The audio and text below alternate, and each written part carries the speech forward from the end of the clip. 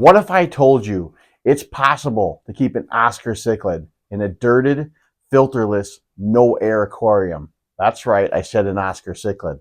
Well, welcome to Patty's Aquatics, and today what I'm going to do is show you exactly how I'm being successful at doing just that.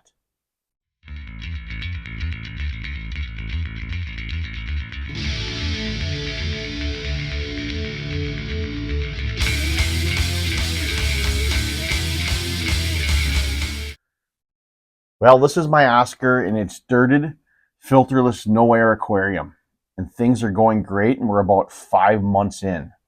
Now, how am I achieving this? How am I getting this Oscar to be able to cohabitate in this aquarium without ripping up the plants and digging holes in the substrate and reaching that dirt layer? How is it surviving in here with no filter and no air? These are all things that I've read and were told that it cannot be possible to be able to keep an Oscar. There's no way you can't keep them with all this filtration. There's no way you can keep them with plants or in a dirted aquarium. It's just not possible. Well, I don't like hearing those words when it comes to this hobby. When I hear it's not possible, for me, that kind of incites me to want to try it.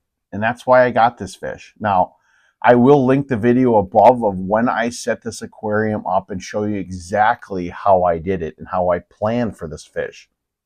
But to do a brief overture of it, let's talk about the substrate and how is it not getting to that dirt layer. And now that's a very important part. Now, what I did is I put egg crate in the substrate. Now, I put that dirt layer down when I first started, and then I put a small amount of sand over that. Then I added that egg crate. And the egg crate I cut exact to the size of the bottom of the tank. And then I put more sand over that as a cap. So if the Oscar would ever decide to dig, which it could as it gets bigger, like I said, it's only about 5-6 months old, so it's got plenty to grow yet. It may try to nest and dig a hole, but if it does, it's not going to reach that dirt.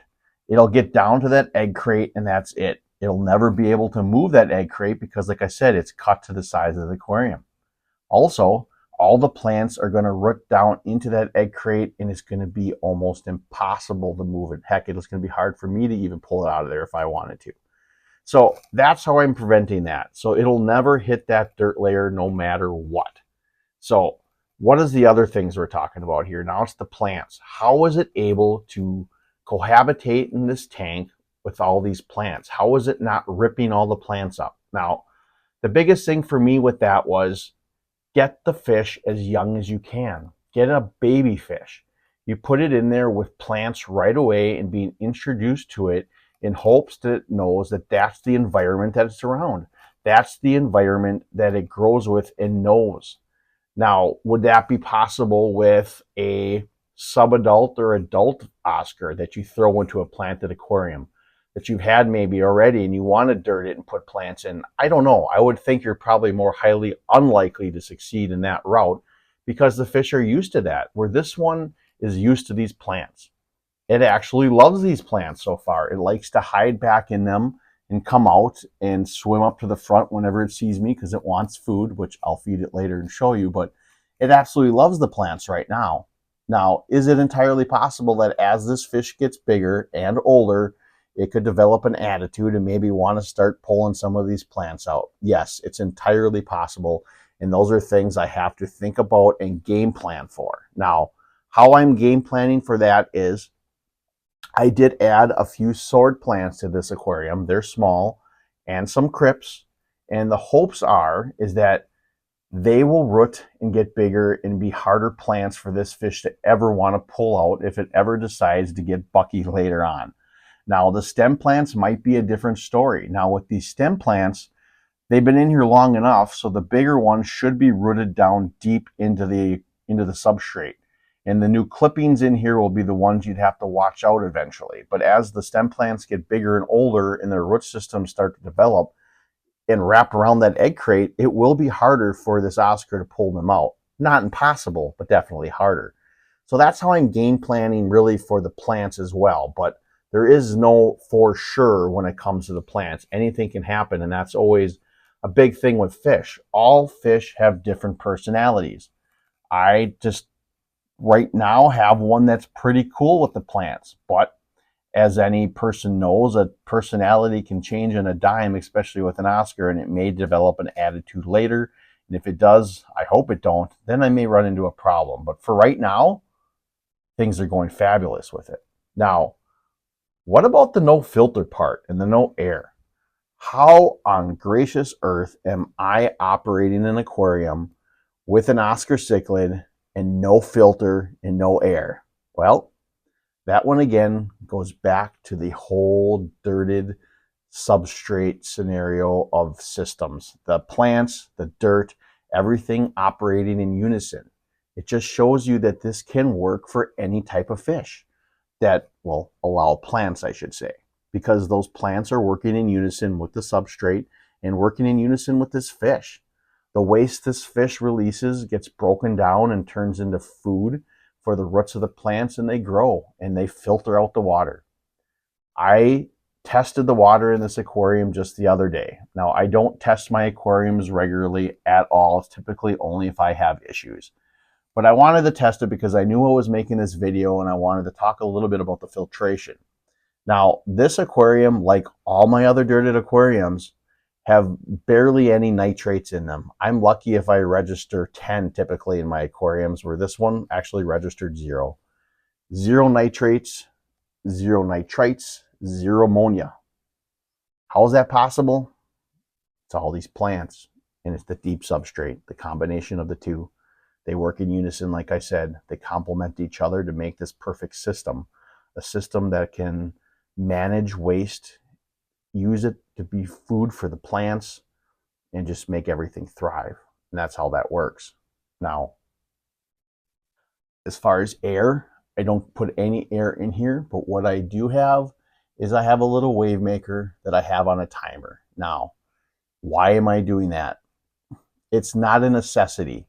What I do this for is because my heater that I have, I found a few issues with it, is once in a while, I don't know why, it would not disperse the heat right, and the heat would stay on and the temperature would have got up into like the low 80s, and I didn't like that. So once I put the wave maker in there and started to push water around a little bit, it regulated that heater better. So the main purpose of this wave maker is really to disperse water around that heater to help it. Now, I don't keep it running 24/7 either. What I do is I have it on a timer, and I run this wave maker to run a half hour for every 2 hours.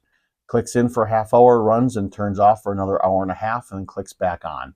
I do the same thing with my Fahaka puffer tank with its wave maker, only simply to push water around. And that is it, to help disperse water for that heater. So now that we talked about the substrate and the filtration and how I'm keeping the plants in here, let's just say not everything has been peachy keen awesome in this aquarium since I've set it up. The one issue I had, and the one major issue I had, is the fact that I had cloudy water in here. Now, before you start saying it's because I didn't have filtration here with an Oscar cichlid, hear me out. It's because my tank wasn't balanced yet. Now, I have a video out on it, which I'll link above. I've had this in every single one, just about, I'd say 90% of my dirted tanks. When I set them up, I run into cloudy water in the first few weeks to few months of setting it up. Now, the reason being, in my opinion, is, like I said, it's just finding its balance. That balance between the microorganisms growing, the balance between the fish waste, the fish, the plants, the plant growth, the substrate, everything working in unison, and finding that balance between them all to create that perfect system. That system I was mentioning before. And then that's when the water will turn clear. Now, I got frustrated with it, I'm not going to lie. I did a few water changes, which I know are a no-no, and it's something that's really not going to clear the cloudy water. But I wanted to see my fish a little more, and I wanted to see the plants a little more to see how they were doing, and that's the only way I could do it, because I couldn't see all the way to the back of my aquarium. I couldn't see everything in the back, and it was very frustrating. But just as I stopped doing those little bit of water changes here and there and let it for about 2 or 3 weeks, sure enough, magic as it is, well, it's not magic, it's nature. The water cleared just overnight, crystal clear, just like that. and it's fabulous. I love being able to see everything again. Now, with that, I did find out that I do have a little bit of an algae outbreak. Nothing absolutely terrible. It's like a brownish red color, comes off real easy. And now I might just have to play with the lights a little bit. I have that Glorium light on this aquarium, which is a very, very nice light and very cool. And I absolutely love it. It's one of my favorite lights, along with my Ciora lights that I have. And because I had such cloudy water, obviously the light wasn't being dispersed as bright all the way down to the bottom as it was before. So I may find a little bit of an algae issue going forward now that I have clear water again, and it may be something I'd have to adjust, like lowering the light intensity. I like to keep them on at 100%. But sometimes I have to tinker with that a little bit, like with my puffer tank. I've been having to tinker with that as well to combat the hair algae and cyanobacteria, which I'm finding to be very beneficial as well. So like I said, not everything has been perfect, but considering I'm keeping this Oscar in a dirted, filterless, no air aquarium, and I'm still having all these plants growing and it's not screwing with them, I find great. Now, with that algae too, I try to put snails in here, but this little sucker named Sparkles, yes, his name is Sparkles because of Gil's Fish Room and Chris over at Stubbs Aquatics. I had people originally in that first video suggest names for this fish so that the one with the most votes would be what I would name it. And those chuckleheads decided to get together and get people to vote Sparkles. So this guy's name is Sparkles, but Sparkles likes to eat snails, and that kind of sucks. Every little snail I put in there, I try to disperse them in different areas. He seeks them out. I see him eating them. If I put little plants in there that happen to have a couple snails on it, he's right away over there chomping on it. So that part isn't really helping with the algae and the cleanup how I kind of planned on the substrate. So the next step would be the food web. Now, I don't have any jars collected for the food web as of yet, but I'm going to be trying something a little different because I'm already going to have some microorganisms in here just from over time with the substrate and everything growing. But I want to try to add some macroorganisms, ones that he can't eat that are a little too small. And that's where I'm kind of working on this jar here. It's got leaves and a bunch of cyclops, a huge cyclops population within it.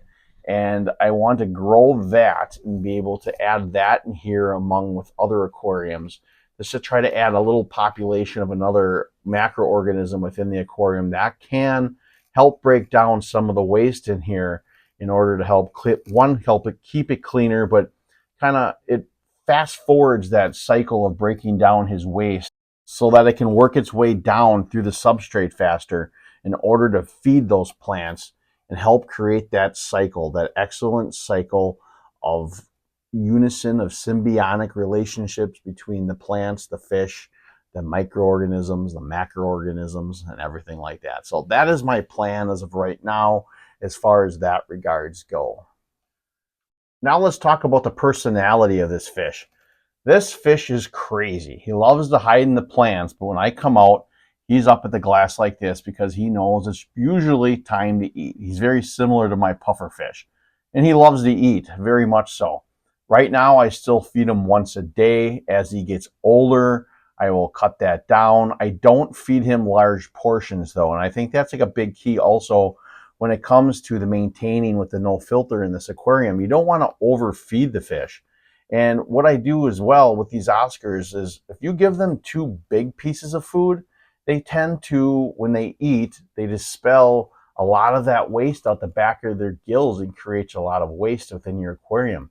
If you give them smaller pieces of food, they tend to be able to swallow that better. So I don't see a lot of waste coming out of its gills. Now, when I feed frozen raw shrimp, I give him small pieces at a time. Now, he doesn't like that because he'll hit the top of the egg crate that I have up here to try to get it, but that's what he does. But I also give him a lot of North Fin Oscar pellets, which I have here, and I will throw some in there so you guys can see and watch him eat.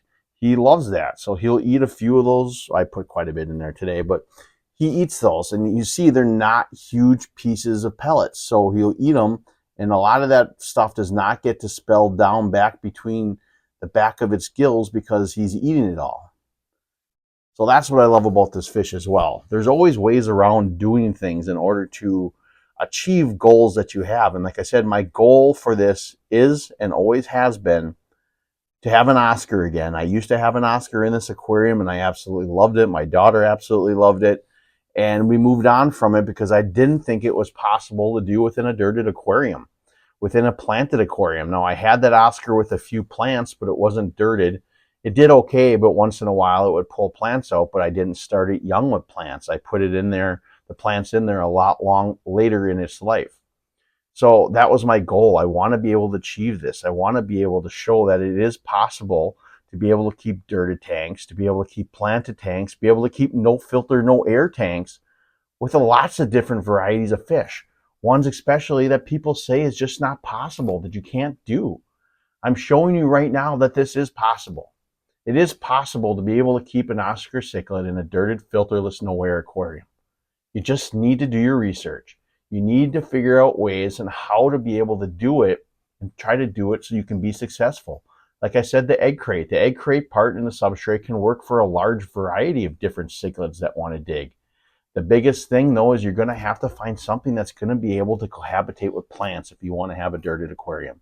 You can't just throw a bunch of African cichlids in here and assume they're not going to eat the plants. They probably will. I'm sure they would. So that's the thing. You just need to do some research and figure out ways how to do things that might be successful for you. But also think about backup plans of what you could do if those things happen that you don't want to. So that being said, I hope you enjoyed this video. I really hope you like this tank. Like I said, so far in about 5 months in, he's doing great, or she, I don't know really what it is. But Sparkles is doing awesome. The tank is doing awesome. I'm absolutely in love with this tank. I'm in love with the personality of this fish, and I hope you are as well. So if you're not subscribed to this channel, please consider hitting that subscribe button. Make sure you hit that notification bell because you don't want to miss any of my upcoming projects. I'm also offering memberships to my channel. If you're interested, hit that join button and you'll find a cool different amount of perks available. If not, I'm all good with that, and just keep watching. And always remember to think outside the box, take a step back into nature. And I hope to see you next time here at Patty's Aquatics.